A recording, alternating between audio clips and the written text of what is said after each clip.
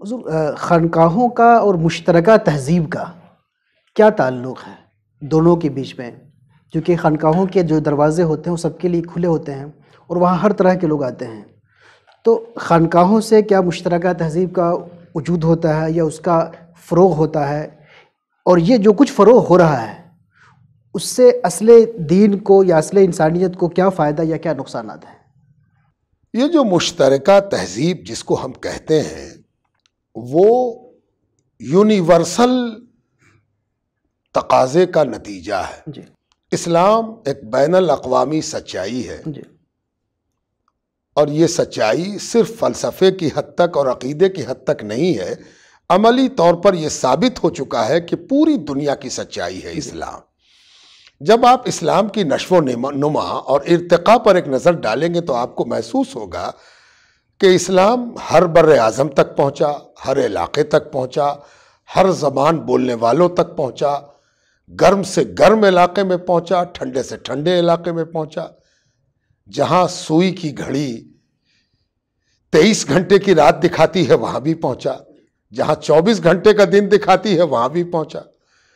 اگر اسلام اپنی تہذیب، اپنی زبان اور اپنے طور طریقے اور اپنی پوشاک کو تھوپنے کا عادی ہوتا، تھوپنے پر مائل ہوتا، تو یہ عالمگیر سچائی کبھی نہیں بن پاتا۔ جی اسلام نے کچھ اصول طے کیے اور اس اصول کے تحت ہر تہذیب کو یہ موقع دیا کہ وہ اس اصول میں نہا کر اپنی تہذیب کے ساتھ مسلمان ہو جائے۔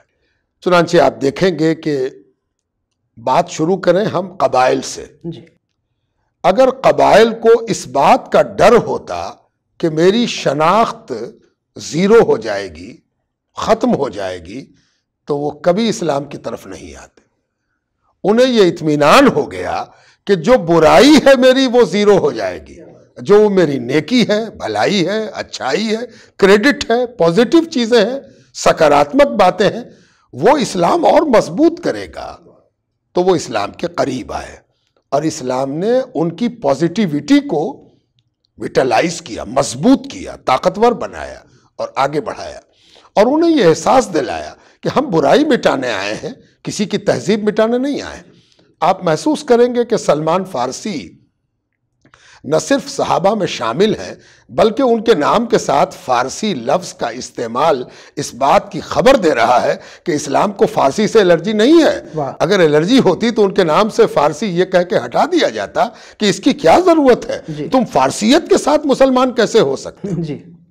دوسری بات یہ کہ ایک فارسی صحابی کا مشورہ خندق کی لڑائی میں سرکار دو عالم نے قبول کر کے یہ بتا دیا تھا کہ دانش پر کسی قوم کا اجارہ نہیں ہے، اور سرکار دو عالم کا بار بار یہ کہنا کہ کسی عربی پر عجمی کو، عجمی پر عربی کو کوئی فوقیت نہیں ہے، یہ اس بات کی دلیل تھی کہ اسلام ایک ایسی یونیورسل سچائی کو دنیا کے سامنے رکھ رہا ہے جس میں کسی کی تہذیب کو کوئی خطرہ نہیں ہے سوائے اس کے کہ اس کی برائی مٹا دی جائے۔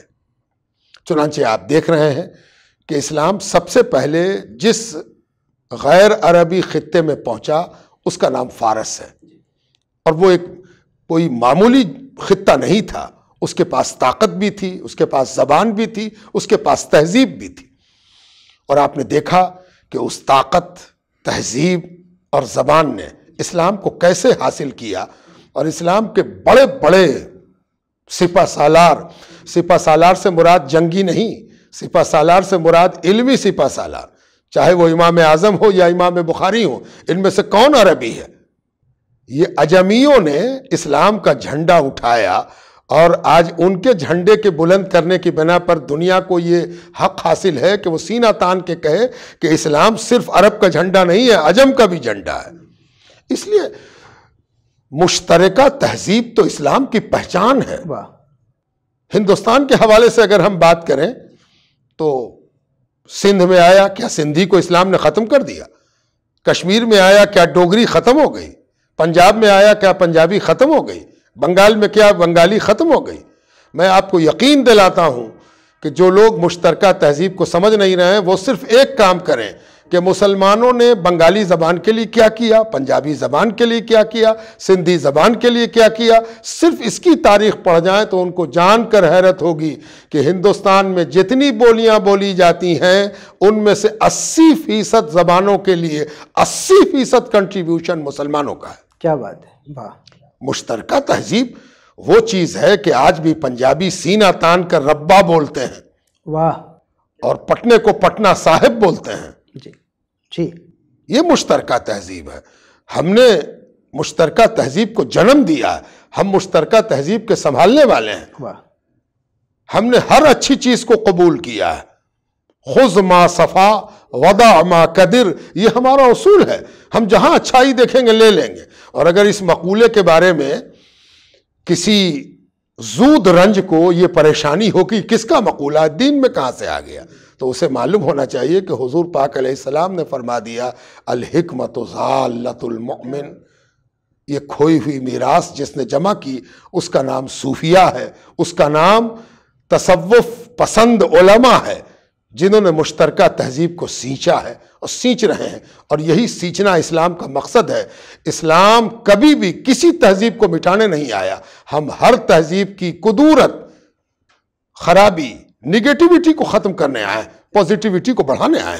ہم ہیں مشترکہ تہذیب کے علم بردار. ہم ہی سے بچ سکتی ہے، ہم ہی بچائیں گے، ہم ہی نے بچایا ہے.